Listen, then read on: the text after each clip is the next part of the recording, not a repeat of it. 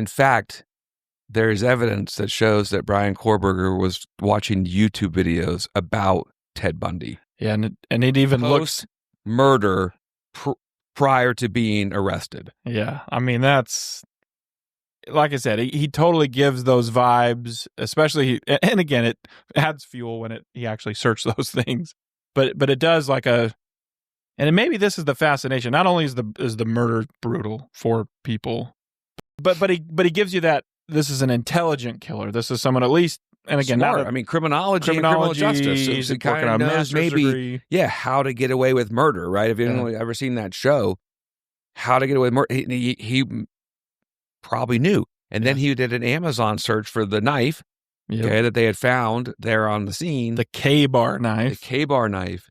And so... Or they found the sheath, right? That tells you exactly what type of knife it was that was used in these murders. Right. So quick summary. We keep going off on tangents. 3 roommates, 1 boyfriend murdered. Okay. 2 survivors that were in the home.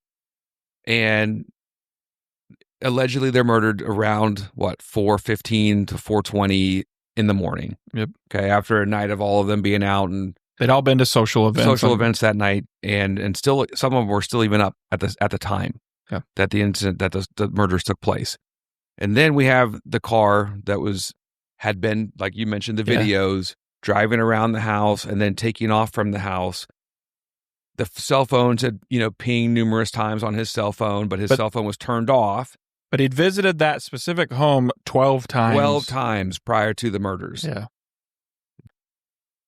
So then they finally get DNA evidence they found in the trash, and they link it back to that. I don't know if it was the sheath or they found like a button of the knife ending, like the handle of the knife. I can't remember which. We'll have to. But they were able to link DNA evidence found on the scene to Brian Kohlberger.